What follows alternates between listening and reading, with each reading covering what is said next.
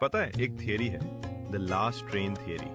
कहते हैं जिंदगी में हर इंसान के लिए एक आखिरी ट्रेन जरूर आती है। बस फर्क इतना होता है, कुछ लोग वक्त पर चढ़ जाते हैं और कुछ बस प्लेटफॉर्म पर खड़े रह जाते हैं, ये सोचते हुए कि शायद एक और आ जाएगी। पर सच्चाई ये है, कुछ ट्रेनें दोबारा नहीं आती।